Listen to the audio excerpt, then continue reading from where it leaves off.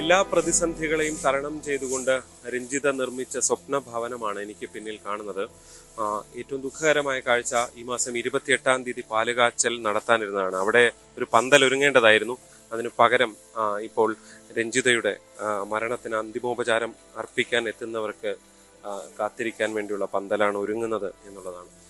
വലിയ പ്രതീക്ഷകൾ, അതായത് ഒരുപാട് പ്രതിസന്ധികളെ തരണം ചെയ്തതാണ് രഞ്ജിതയുടെ ഒരു ജീവിതം. ആ ജീവിതത്തെ അതിജീവിച്ചുകൊണ്ട് ഒരുപാട് സാമ്പത്തിക പ്രശ്നങ്ങളൊക്കെ അതിജീവിച്ചുകൊണ്ട് എത്തിയവരാണ് ഈ ഒരു കുടുംബം.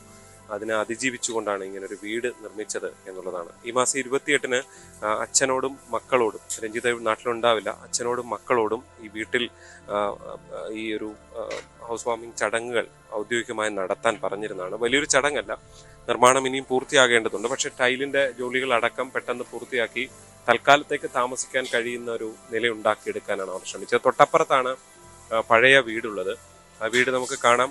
വളരെ സാധാരണമായ ഒരു ഓടിട്ട വീടാണ് അവിടെയുള്ളത്. ആ വീട്ടിലാണ് രഞ്ജിതയും 2 മക്കളും. 10ാം ക്ലാസ്സിൽ പഠിക്കുന്ന മകനുണ്ട്, 7ാം ക്ലാസ്സിൽ പഠിക്കുന്ന മകളുണ്ട്. അങ്ങനെയാണ് കുടുംബം ഉള്ളത്.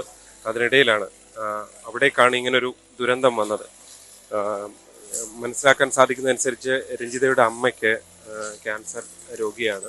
അതായത് ഈ 2 മക്കളുടെയും ഈ അമ്മയുടെയും ഒക്കെ ജീവിതം മുന്നോട്ട് കൊണ്ടുപോകാൻ വേണ്ടിയാണ് രഞ്ജിത വിദേശത്തേക്ക് പോവുകയൊക്കെ ചെയ്തത്. ഇവിടെ ഈ കോഴഞ്ചേരി താലൂക്ക് ആശുപത്രിയിൽ ജോലി ചെയ്തിരുന്നു. പക്ഷേ ഒരു സാമ്പത്തിക പ്രതിസന്ധിയൊക്കെ വന്നതോടുകൂടിയാണ് ലീവ് എടുത്തുകൊണ്ട് വിദേശത്തേക്ക് പോകുന്നത്. ആദ്യം ഗൾഫിലും കഴിഞ്ഞ ഏതാണ്ട് 1 വർഷമായി UK-യിലും ജോലി ചെയ്ത് വരികയായിരുന്നു. ഈ അവധി ഒന്ന്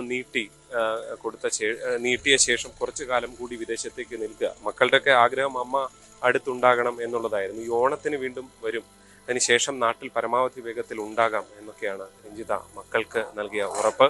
അതിൻ്റെ വേദനയിലാണ് കുഞ്ഞുങ്ങൾ ഉള്ളത്. നമുക്കത് കാണാൻ സാധിക്കും. ഇന്നലെ സ്കൂൾ വിട്ട് വന്ന ഉടനാണ് ഈ ഒരു ദാരുണമായ സംഭവം ഉണ്ടായത് എന്നുള്ളതാണ് നമുക്ക് എടുത്ത് കാണാൻ സാധിക്കുന്നത്. ഇവിടെ നിരവധി ആളുകൾ ഇവിടേക്ക് എത്തിക്കൊണ്ടിരിക്കുന്ന കാഴ്ചയാണ് നമുക്ക് കാണാൻ സാധിക്കുന്നത്.